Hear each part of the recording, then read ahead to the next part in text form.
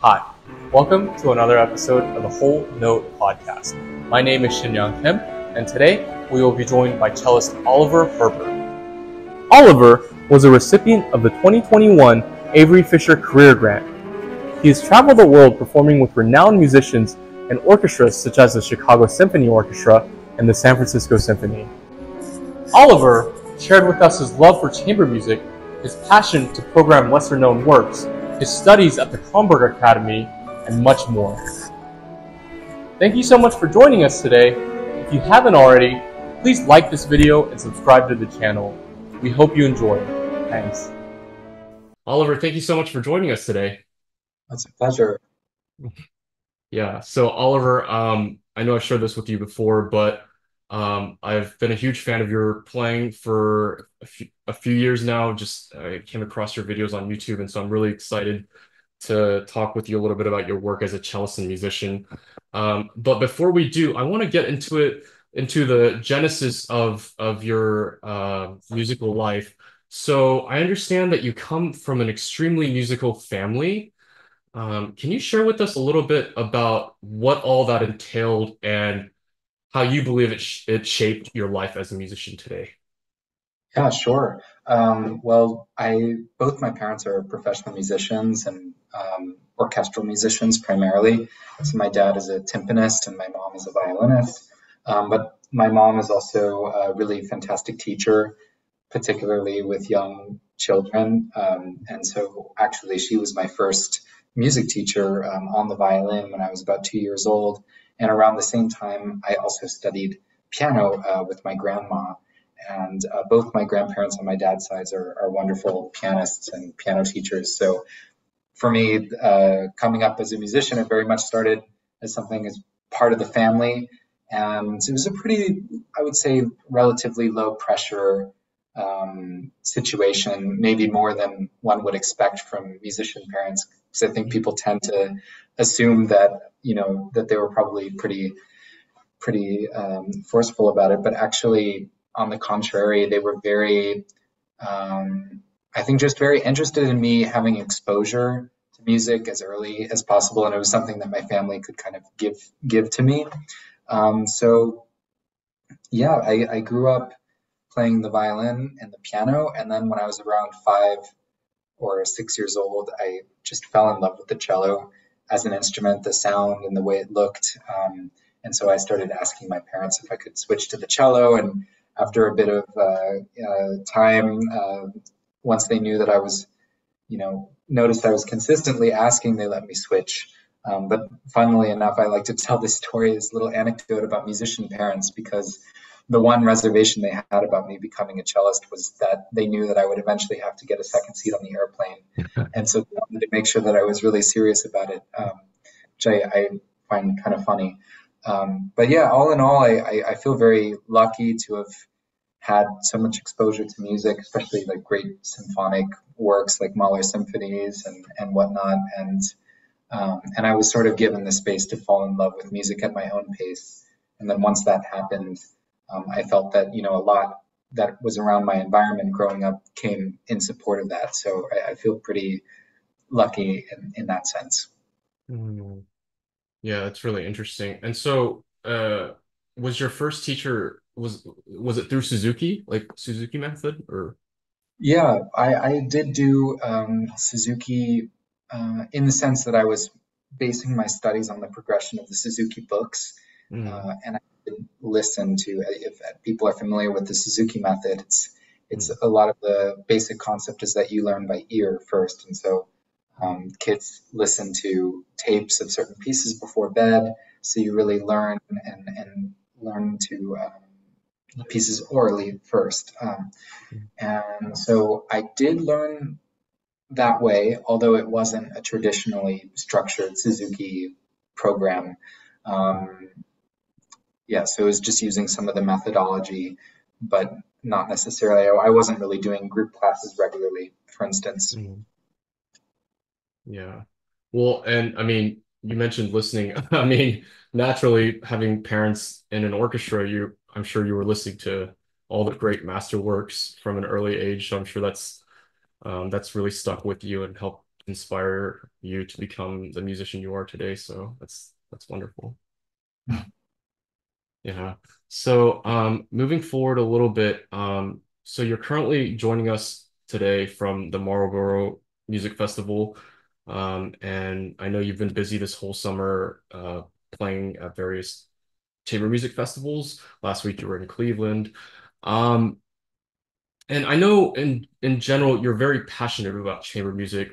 So can you articulate to us some of the things that you've gained from collaborating with other artists and what you've taken back from those experiences into your own playing?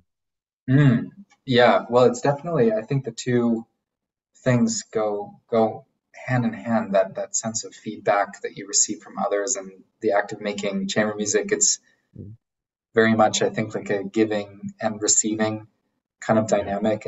And actually being at Marlborough is, I think, a perfect place that really illustrates that, because it's so much about, in order to do chamber music successfully, you need to be open to really receiving the sound and musical impulses and ideas from others, and sort of integrating them within yourself so that they sort of you find your voice through the exchange of ideas with others. Um, yeah, and through that process, I mean, I've had so many inspiring colleagues that also, little by little, I think these impulses you receive from them inform your own way of seeing music, similar to the way that I feel about a lot of my teachers. In that sense, I consider, my chamber music partners, teachers as well. But yeah, it's very interesting to come together in a group.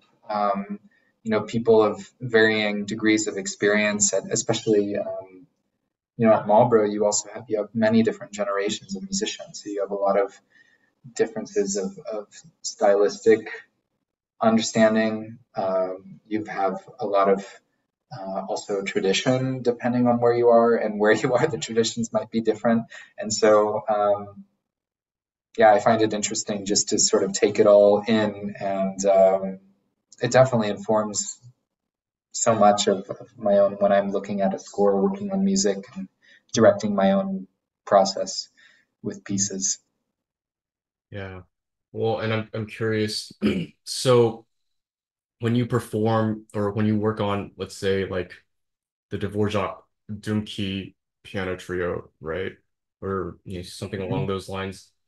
How how does that translate to you personally when you go back to, let's say, like the Dvorak cello concerto? Like what things Mhm. do you gain in that sense? Hmm.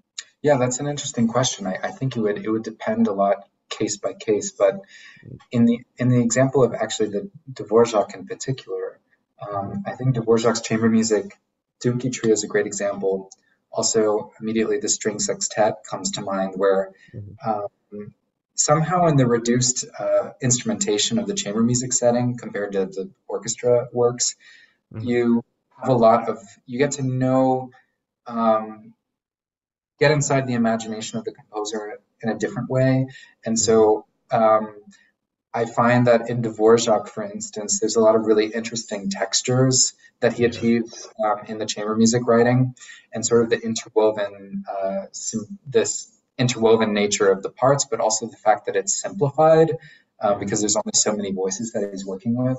So it's sort of Right. like I feel like with a lot of these composers, their chamber music was actually a laboratory in which they would really flesh out a lot of ideas.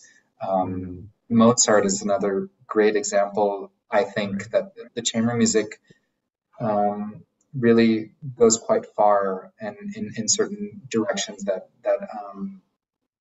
when you go and approach a symphony by Mozart, for instance, you can draw a lot of inspiration and parallels in that way. Mhm. Um, yeah, and I would say also in the instance of the Dvorak Cello Concerto, it is to me a large scale chamber music work in Yeah. itself, especially the way that the soloist, the way that I need to interact with the winds. Yeah. It's a very uh, yeah, it is a piece of chamber music in itself, just Yeah. on a slightly larger scale. So yeah. Yeah. Well, and I really love what you mentioned about, your relationship with your teacher being an extension of chamber music because I think, there was a tradition 50 years ago, 100 years ago, where it was very, I don't want to say militant, but it was very easy for the teacher to just kind of tell the student what to do. And as a student, you just followed everything. And I mean, I'm sure there's teachers out there today that are still, teaching in that tradition. But I would think, and I would say confidently that a lot of teachers today are more open about keeping an open dialogue between themselves and their student, where it's more about asking questions. It's more about, listening and speaking as opposed to just giving information away kind of thing. Hmm. Yeah, I probably you're right about that. I would also say that in my experience, a lot of the best teaching is done through playing itself, whether it be through demonstration and being inspired that way. But especially in chamber music, if you have the opportunity, to learn through the act of playing, there's so much that you can say in your playing that you can't quite put into words. And I think I've also been very lucky in that sense because a lot of my biggest mentors and influences came hand in hand with my desire to play more chamber music. I think back, for instance, to coming to the Ravinia Festival and working with, of course, Miriam Fried, who was the director during my summers there, but that was also the place that I met Pamela Frank, who is a huge influence for me, and she is one of the people who can do both. I mean, she can explain to you rationally and even without the violin, open up a world of excitement and discovery in the score itself. Also in the playing, there's an element of awareness, meeting spontaneity, meeting like a very soulful understanding of the music that comes together, that I really, really enjoyed that. And also, for instance, at the Marlborough Festival, working with Mitsuko Chida for 2 summers here, that was fascinating to me because a lot of our rehearsals mostly involved playing through the entire work, the different works that we were playing. And so, of course, we would discuss some specific things, but a lot of the philosophy was to just play the work and have really open ears and to let it develop at its own pace, and to sort of, through musical conversation, come together, discover elements about the music that when everybody in the room is aware, there's a lot of unspoken understanding that gets formed. So that's really special. Yeah, that's great.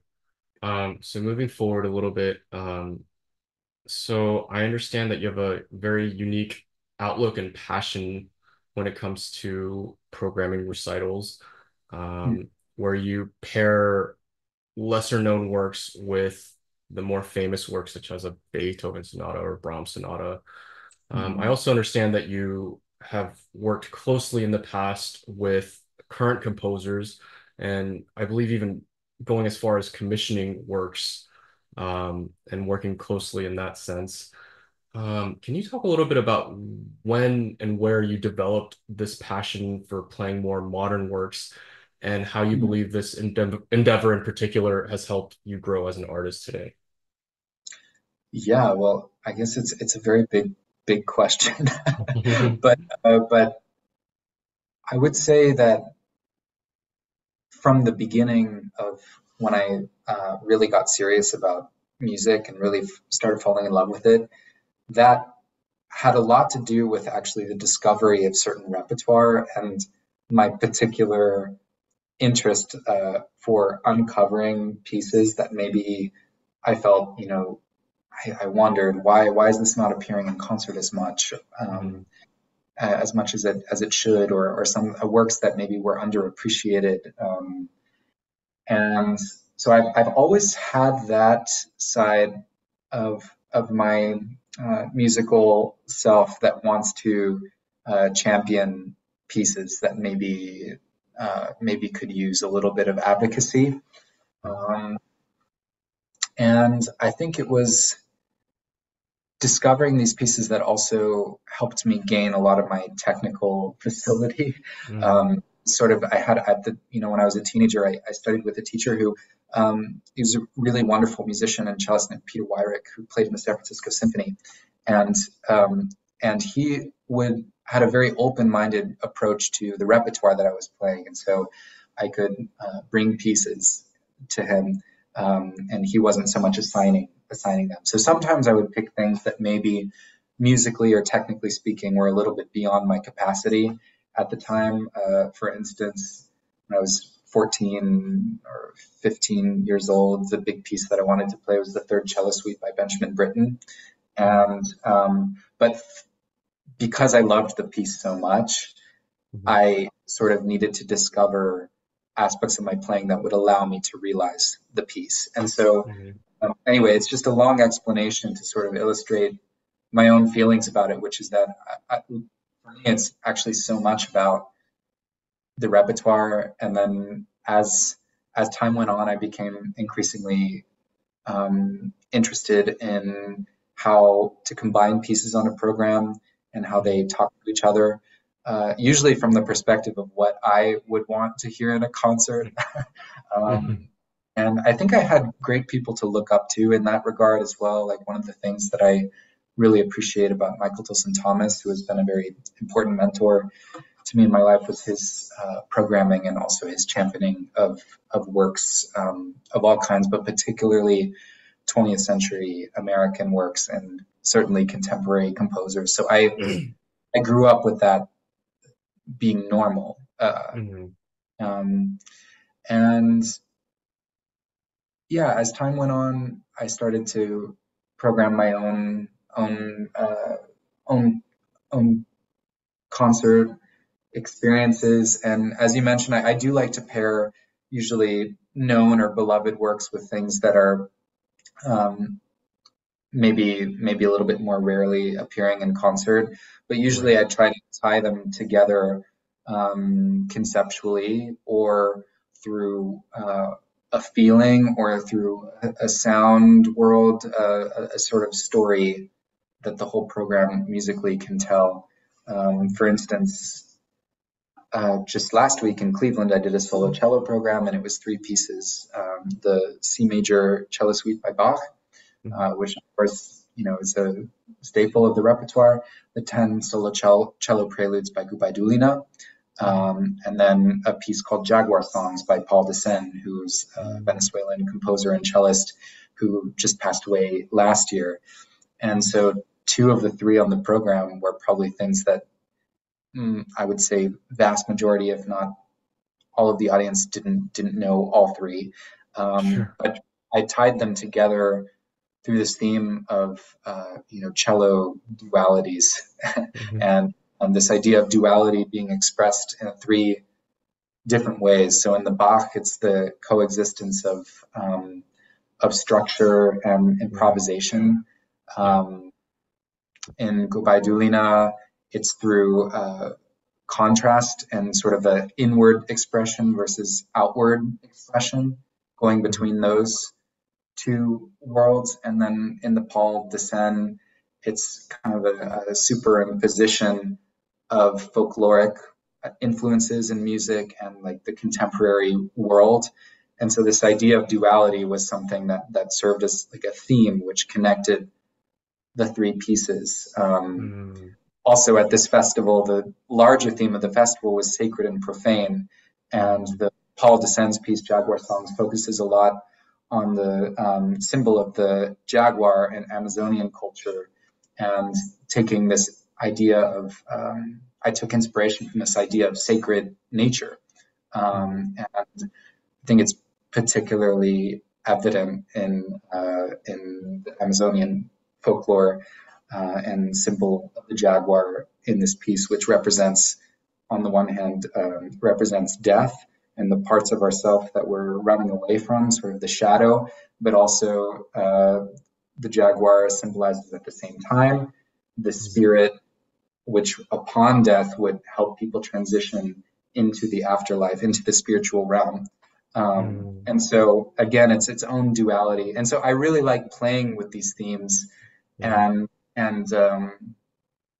creating concerts which sort of have that point of interest. And hopefully they're interesting for other people too. But it's fun because it's every single context, every place I play, every collaborator will sort of make me think in a different way. Like, how can I create something that feels right for this moment in this concert? And so it's a very evolving and always current process.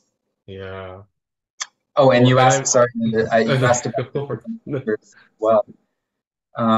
That's also something that I really love to, anytime I have the chance to work with living composers. And of course, with a lot of music of the past, it's already gone through many generations of, some works survive, others fade away. And so I think working with contemporary composers, you have to have a certain element of openness to really dedicating yourself to a vision, and maybe you might find certain pieces more or less successful, but there's so much to discover. And I mean, it's the music of our time, so I just think it's so important. And I also learn a lot from certain composers that I've worked with. Actually, my last summer at Marlborough 2 years ago, I worked with Sir George Benjamin, and I don't think I've ever met anybody with such incredible ears. Like, we were playing his operetta Into the Little Hill, which is, many instruments on stage, and a lot of the textures are like very, very quiet, little abrupt interruptions of pitches or a held note. And if something was off just like even slightly, even if it was, you thought, I can barely hear myself playing. But he would, all of a sudden just be, he would immediately be able to recognize everything that was going on. And so his concept for his music was so clear and so defined in his head, that it was so inspiring to step into that world. And I just found myself, I really wanted to be able to achieve what he was imagining.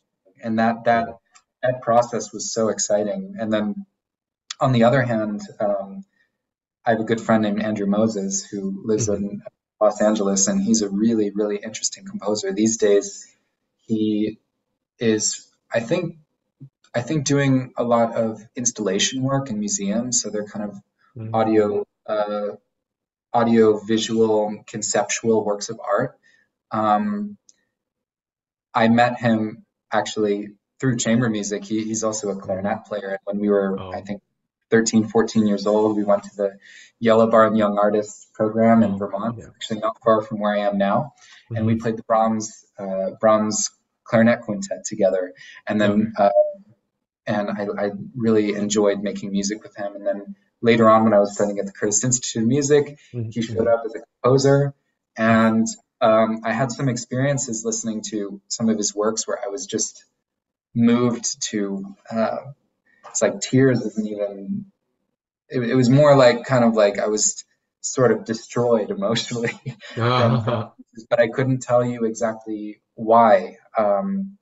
And so I that's a voice as a composer, and just what he's able to achieve in the moment in his art, that I felt very, very inspired by that. And so when I had the opportunity finally to commission him through this festival in Hong Kong, he was like the first composer that I wanted to that I thought of contacting. So he wrote a very, very interesting piece for me called Ecstatic Immanence for cello, percussion, and electronics.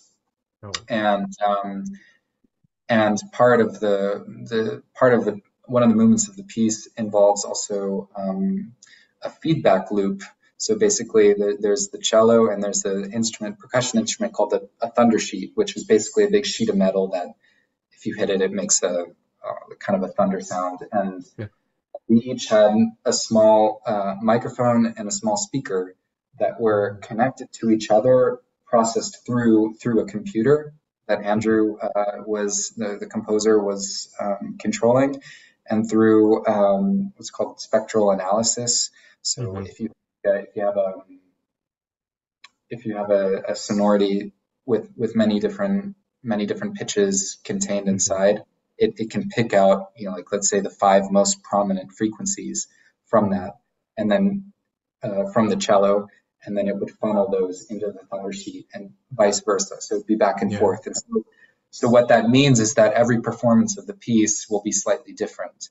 But somehow the intimacy of when Haruka, my collaborator, would move the speaker on the thunder sheet, I could physically feel something happening in my instrument, and this it was so beautiful on so many levels. But the thing I love about Andrew's music is that the sound world that he's creating, and the music itself as a visceral sound experience, is always so considered and so central to the experience. So anyway, he's somebody that I think is a great composer musically, but also his works have a sort of conceptual and experiential resonance for the audience. So yeah, those are just 2 examples, like on different ends of the spectrum, that I just find it so interesting, and I get very inspired when I get to work with composers like that.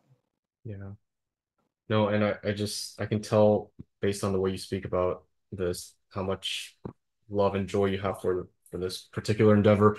And, I really appreciate the fact that you are trying to give exposure to these lesser known works or these modern works, because as much as I love, the meat and potatoes of our repertoire with the Beethovens and the Rachmaninoffs and all that, I think, it's so easy to go to a recital today and you just see like 3 big sonatas being programmed. And I mean, that's great and all, but I mean, I kind of liken recital programming to cooking, where, each piece is like a different flavor or seasoning. And, if you get, a recital of like a lot of Beethoven, Schumann, the likes, it's almost like you're just adding a bunch of salt and not a lot else, right? So I love that you're really adding flavor, I guess, for lack of a better phrase, to your program. So that's really wonderful. Yeah, well, I think regarding what you said, I think the most important element that I feel when I'm going to concerts is that even if it is an all Beethoven program or whatever else, it usually, to me, will be successful if the performer really had a reason for wanting to do it. So to me, I think just everybody has a different interests. But I think, many different kinds of programs can be successful. I just think that the authenticity of the intention and why do you want to share it, and also thinking from the audience's perspective. A lot of times, I think you build a relationship with an audience sometimes over the period of years. For instance, in Cleveland, it's a great example of a place that, I've been going there almost for 10 years. And so I was really touched that my concert sold out very quickly after it became available. And even with, the majority of the program, a lot of people would say, oh, that's not going to sell tickets, but actually I think it has to do with building a relationship, building trust, and always having a way in for different people. And depending on the audience, also moderating and guiding people through it and sharing why you chose those pieces and what excites you. So yeah, that's just what I think about the programming, because I think everybody finds different things that work for them. Yeah, I love that, the intent behind why you're programming the pieces you're programming. That's great. So moving forward a little bit, I shared with you before, but I just absolutely love watching your performances on YouTube. There's something very genuine and you look so at ease and it's like just sighing a deep deep breath.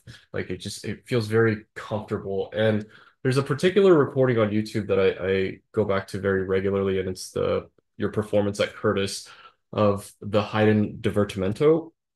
And Mhm. again, it just you embody the music so well with all the different phrasing and colors that you get out um, in that performance. And I remember listening to your interview with Jolt on Living the Classical Life and how you Mhm. shared that you were maybe a little bit more shy as a kid personally, but when you were on stage, you felt less shy, which I found very fascinating.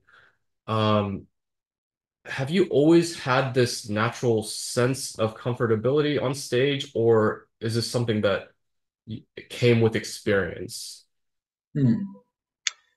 Yeah, I think for me, I always loved the feeling of being able to share music with others, and I started, pretty for me, performing was always um, it went hand in hand with my development. Like it was always something that I tried to seek out opportunities to play for people very early, because to me that felt like that's the reason why I'm playing, is because I also want to share, as what I'm doing. Yeah, it's interesting, looking back. For instance, that interview was a few years ago that you mentioned, and actually, I'm much less shy personally now than I was back then. And many aspects also of my playing, it's interesting to kind of watch older videos, Mhm. because I think we're always growing and changing Mhm. as musicians. But I think for me, the ability to feel comfortable on stage has to do with the understanding of the context that I'm in, Mhm. which is sort of, I mean, ultimately, if I think about it, it comes from because I really love the music that I'm playing, and I want to create an environment, if I'm going to be performing, where people can feel like they can also experience that magic. And so in a way, it's not really about me Mhm. um, in that moment of performing, and I think that liberates me. Mhm. And the more I think about myself, or what others might be thinking of my playing or pleasing somebody, the more I sort of get taken out of that zone of just Mhm. openness and and yeah, I remember that performance that you talked about, for instance, at Curtis. It was actually a special moment for me, because I knew that it was going to be my last performance on that stage as a student. And Mhm. I remember there was so much going on those weeks that I didn't really have time to practice the piece so much. But I felt, you know what, I'm really going to enjoy this moment, enjoy this hall with these people who I care so much about, and somehow, because of that, I felt easy to express what I wanted to in that moment. And then Mhm. and the fun thing about it is that probably if I would play the piece again today, it would be something completely different. But but yeah, it's an interesting question in that sense of how does one feel comfortable. And ultimately, to me, it always comes down to sort of, yeah, the love for the music and the understanding that, you know I want to invite people into this world of the music, Mhm. and I know what it feels like to be in the concert hall, and I know, at least for me, what kinds of things I respond to. And when a performer is able to sort of really open themselves to the moment, and you feel like the music is almost being composed Mhm. in front of your eyes, that can be very, very magical, as opposed to the pressure that you can sense from an audience member when somebody is holding themselves accountable to the ideas of, exactly what they've practiced, and oh God, I hope that this is in tune, Yeah. and you feel this. It's a very human art form, is performing, and so all of these things I think are very transparent. Yeah. Well, and you brought up such an interesting point earlier about, you're able to be more in your zone when you get out of the headspace of, for lack of a better word, this desire to please people in the audience, I guess. Mm-hmm. And that's really interesting because I think naturally, just because of the way, you know, you know, we're taught by a teacher from the very beginning. So we're almost conditioned to care about what someone is, thinking about our playing, right? From the very beginning. And so in a way, like we have to kind of unlearn that condition. And I don't know if that was ever the case for you, or if you just never thought about it that way, or No, it's a good point, because I mean, like so many things in life, like both can be true simultaneously. Simultaneous truths of, when it comes time, you have to be able to be free, but also, of course, there's so much to receive and to learn and to take seriously, to be humble enough to really listen to those who are guiding you. Yeah, it's definitely a dance. I think it's a hard thing to talk about, because I think every person and every situation is super different. But one thing that I can say, at least for myself, is that I've been fortunate to work with a huge variety of musicians, and a lot of people at operating at the highest level of artistry. And yeah. what you notice is that all of them are completely different from one another, but they're the same in the way that they somehow manage to find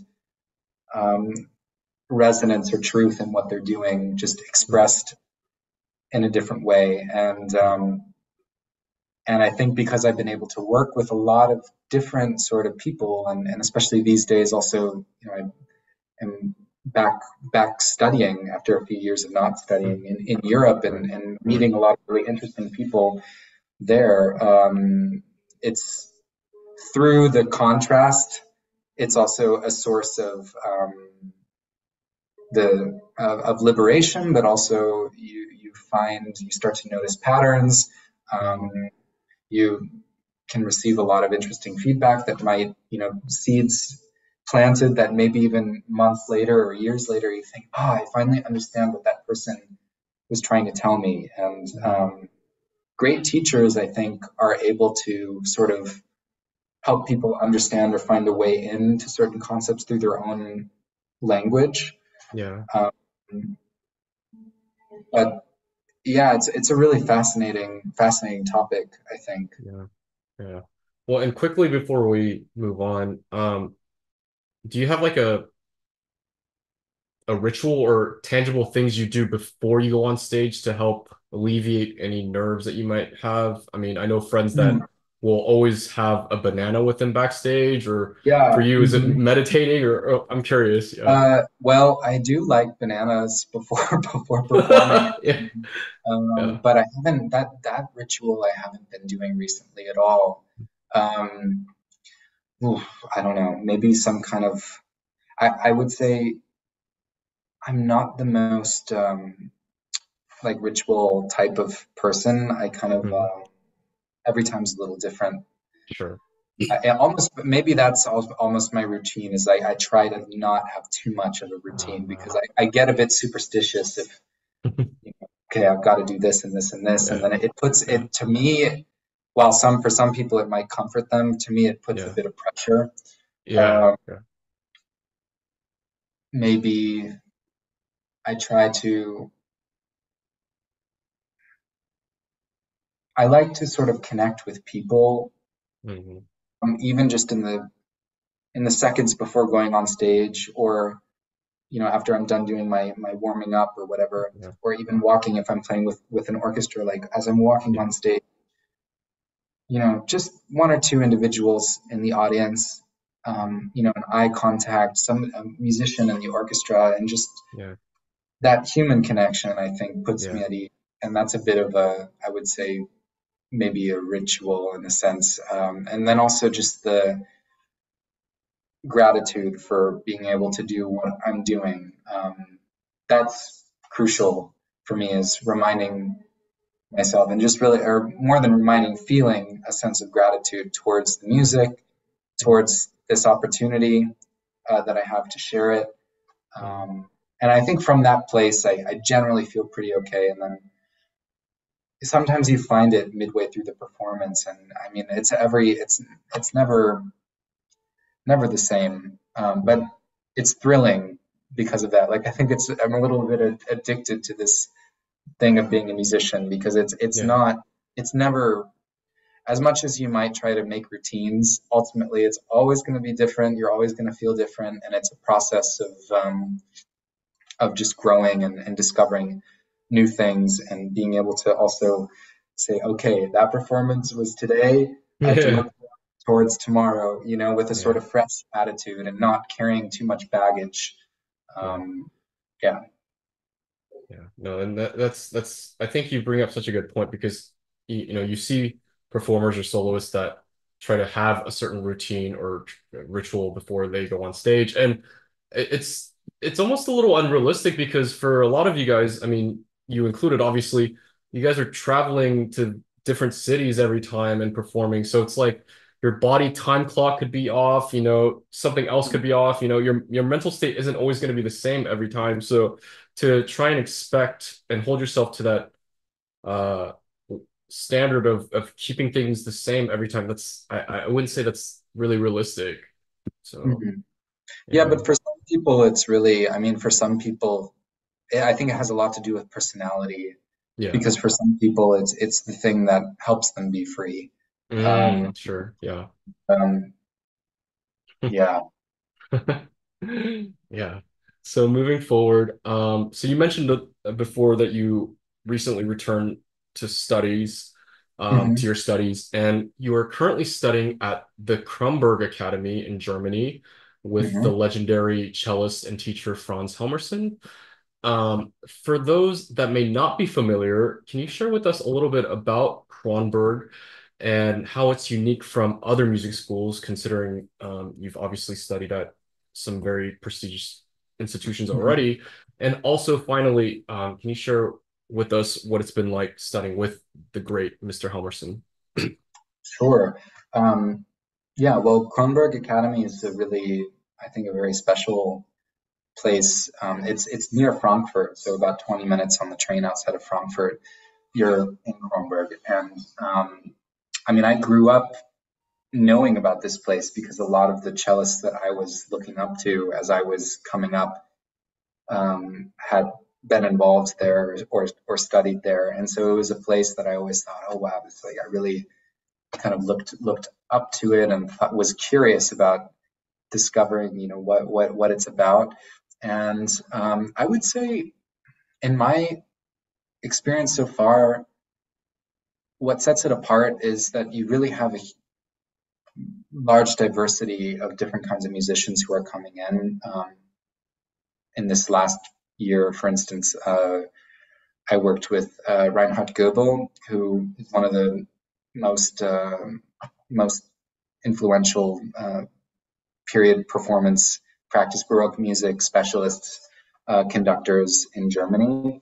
And then on the other hand, working with Brendel and um, conductors like Eschenbach or Andras Schiff or Tabea Zimmermann or anyway, it's a very, very diverse group of mentors who come. And for me, it's been very interesting to sort of get to know these perspectives, and every person that you play for, in a way, becomes sort of also a mirror in which you can understand your playing through a new lens. Um, it's a very small school, and it's focused for uh, string soloists and piano soloists. but we also do a lot of chamber music, and because they have a new beautiful facility, there's a lot of opportunities to also do our own concerts in the concert hall there. And yeah, it's just really, in my experience, just all about the music and being able to just have a place that, especially for me, you know, and in the beginning stages of my career, it's if I'm not traveling and performing somewhere, I have a wonderful home that I can just learn, focus on the music, the atmosphere there. 5 minutes walk from my front door, I'm in the middle of the forest. But I also have a grocery store 1 block away from my house. So it's a sort of, it's a privilege to have a space where you can just really grow and develop, especially I would say in the stage that I'm at, where, I've had for several years kind of have been performing professionally, but I still love to have the opportunity to learn from more people.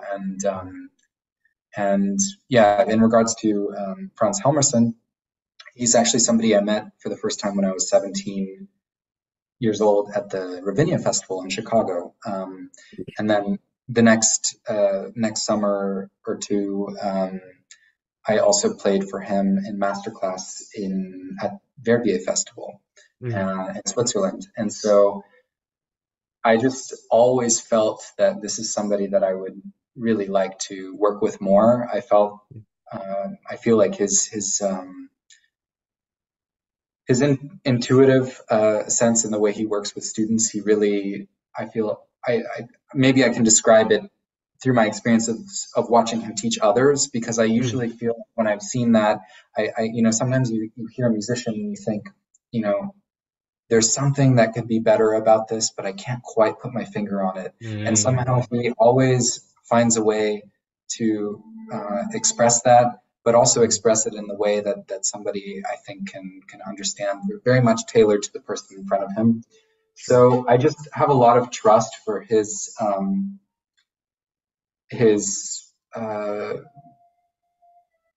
taste and also his thoughts about music, and so it's been nice. I've played a huge variety of repertoire for him, and it's good because sometimes he'll help me realize something that I've been feeling a little stuck, certain aspects of understanding this piece, and he'll say something that liberates me from that. And so I think as a teacher, he's very much focused on, he's very in touch with the point of what we're doing and how to make the music, the line of communication of what you're doing, more free and more direct. And so I really appreciate that about working with him, for sure. And I think he also has a particular special understanding and connection to a lot of the 20th century cello repertoire, through, of course, having a very close relationship with Rostropovich, and among other things. But I remember, last October I played the first cello concerto by Schnittke, which very rarely appears in concert, and it's it's almost like a Mahler symphony, but in a totally different language for cello and orchestra, but it has that kind of scale to it. And not only had he played it, which is so rare, but he had actually toured it with an orchestra, and he in a big duty-free bag, his part, which I think was a previously released edition and had some interesting insights into the score, and of course a lot of fingerings and bowings that were interesting to see what were his solutions in that piece. But that is really cool, because there's not many people that you could go and play that kind of repertoire with and get that sort of insight. Yeah, and I'm curious because obviously Kronberg fosters some of the world's finest musicians, and especially the cello classes there are just, it's world renowned. And so I've always wondered, like, what all do you guys, I mean, I'm sure it's different with every piece, but like, what all do you guys really talk about? Is it mostly just, different musical phrasing ideas? Because obviously it's not like he's having to tell you like this needs to be in tune, or like it's Mm. not the technical aspect that you guys are so much focusing on, but the musical, I'm sure. So I think everybody's different, probably, in what they're working on, and also I think teacher to teacher, there's a lot of variety. Like I can sort of speak about what it's like working with Mr. Halmerson, but mhm. other teachers I'm not so sure in terms of the ones Sure. that are giving private lessons, because the way it works is we all have our primary teacher that we see pretty frequently, but we also work with all of the guests coming in, and it's great. For instance, when there's a pianist, Mhm. um, a lot of times we actually just get to work on them in a duo form. So we would maybe work on a sonata or two, but Oh, play together. Um, yeah, I would say that the actually sometimes there's a great link between technical concepts and the ability to freely musically express oneself, even when you're at a very high level of playing. And like in my experience, um, Mr. Halmerson has told me a few things, for instance, about my usage of the bow, which mm, um, when repeated enough in lessons, like finally I started to, again, it's like sometimes concepts take a while to sort of understand and integrate, but sometimes it's those really basic physical things that are noticed or commented on, which end up actually really liberating the music making, mm, and making. Sometimes I'm playing repertoire and I think, yeah, generally I'm feeling good, like this is feeling right. I have an understanding of this piece, but there are certain aspects of it that are not quite working, and a lot of them could be very basic shifts of perspective of how mm, one is approaching the instrument. And for me, actually, I mean, less so, outside of my things with Kronberg. mhm. Generally speaking, I'm really interested in historical instruments, and so that's another amazing teacher is to work. A couple of weeks ago, I got a transitional bow, which is modeled around the 1790s, what was typical. Of course, they were always changing, but sort of between, like, let's say it's a classical bow, and I really enjoy playing on that bow for Haydn, Mendelssohn, Schubert, even like Mhm. Okay. some romantic composers as well. But beyond just enjoying playing on it, it's also made me realize some things through that difference of perspective, and breaking the norm of just always playing on my normal bow, that I then go to pick up the bow that I'm usually playing on, and I'm relating to it in a slightly different way. I consider more possibilities and find more possible colors, and especially Mm, articulations and way of drawing up the sound in the instrument.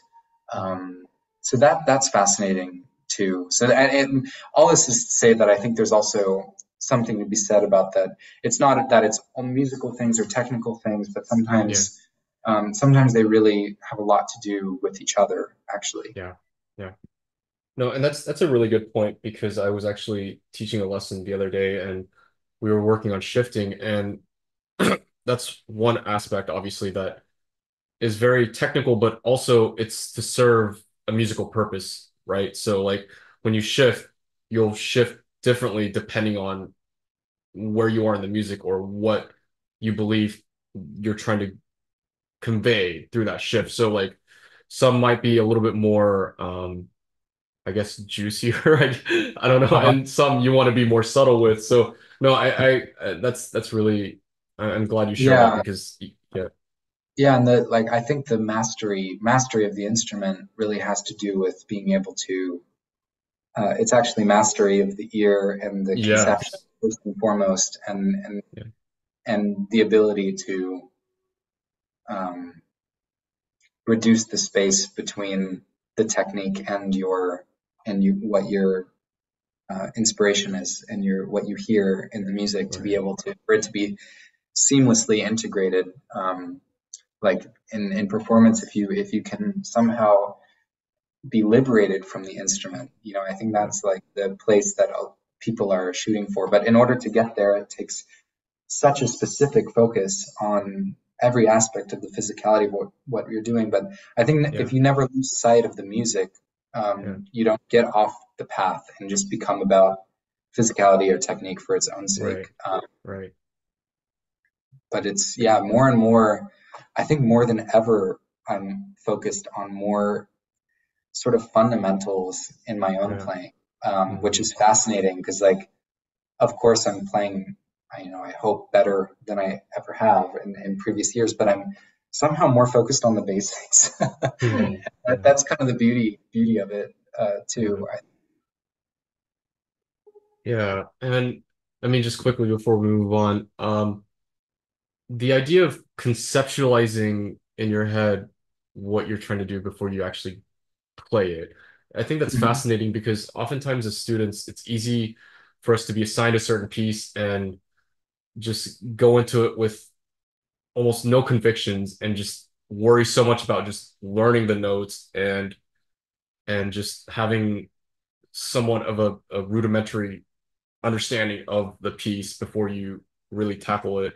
And I think we lose sight of why we do this, and so when we do that sometimes, and so to already have in your head, and this is obviously evolving. It evolves over time as you grow with the piece, but to already have certain convictions and ideas that you want to incorporate, I think that like you said before, that's so important. Yeah, definitely. Yeah. So moving forward a little bit, and I mentioned the Living the Classical Life episode that you were on before, and something you shared with us through that interview or things that you shared with us in that interview that I really took away was how much you value self-care and just your overall wellness of oneself. Can you talk a little bit about how you balance your busy concert schedule with your mission to always make time for yourself? Oh, yeah. Well, I would say that for me, I work very hard and I'm very dedicated, dedicated to what I do. But I also enjoy what I do so much that maybe through that enjoyment, I get a lot of energy to continue. So sort of being in line with my purpose, that that's a very important aspect, and the ability to focus on the music as much as possible and to sort of be able to, the things that become actually challenging are the other aspects of it, the organization, emails, correspondences. So over time, I've learned to sort of, I try to be as disciplined as I can about sort of immediately responding to things, if at all possible, when it comes to emails or whatnot, because I think these things can really weigh on you and think, okay, I have a list of 10 things I need to do. But I would say the ability to also recognize, to listen to my body, and sort of know when maybe forcing myself to practice more would actually be counterproductive to the best performance. So it's sort of an intuitive, using your intuition to, it's an aspect of self-care of just not overworking or not over-practicing. I mean, of course, for physical reasons, but also just to keep yourself in the best possible spirits. And again, like in line with your purpose when you go on stage. So I like to walk a lot. And that for me is sort of like my form of meditation in a way, because when I walk, I get, my mind kind of is like clearing my mind, and the thoughts wander, and I process things, or I have ideas, or whatever. But finding things that you can do to sort of, and walking also, I mean, because of the amount of traveling I'm doing, it's my way to explore the places that I'm going to. So yeah, probably for everybody it looks a little bit different, but for me it's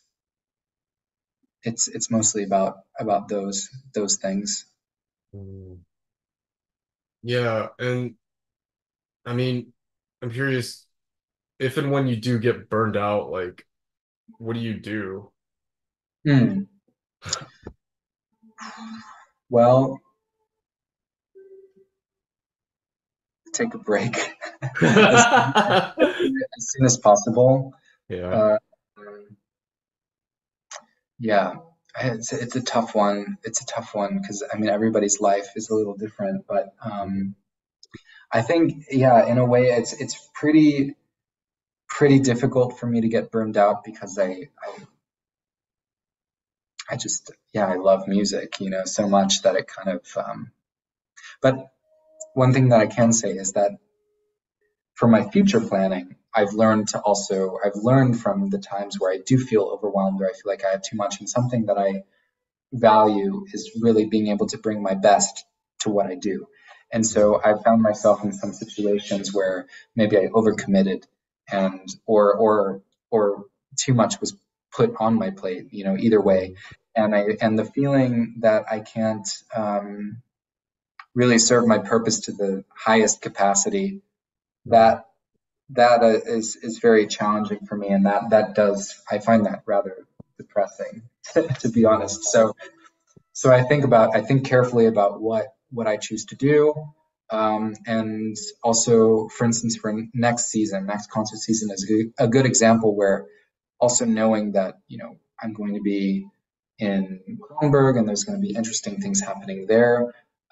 Sort of, if I have one or two major projects per month, in a way, that's enough, because first of all, I need time to really prepare for what I'm doing, but also I need enough time also to be open to things that come up more spontaneously, or say, for instance, I'm working with a pianist on certain repertoire. It's wonderful. It's such a luxury to be able to say, hey, let's go spend a week uh, just working on these pieces just for the sake of the music. And the more I do those sorts of things, I feel like the better work that I'm able to do as a musician.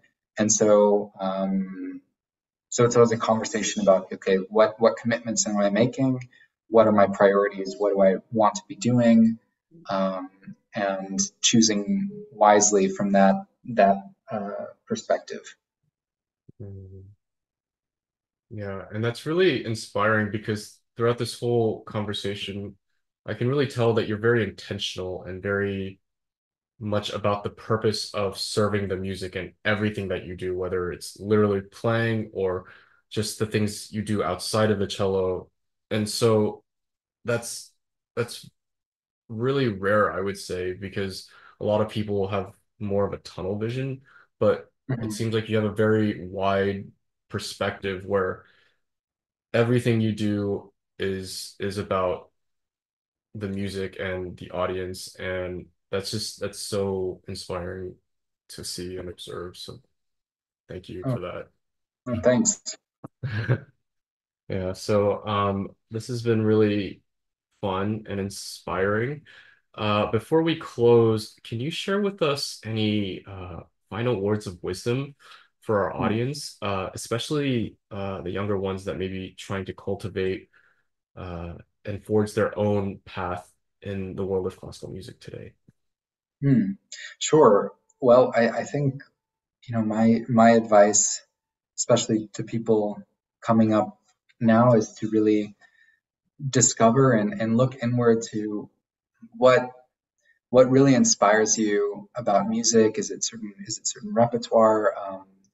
Is it certain collaborating with certain people? Like what? To really listen into your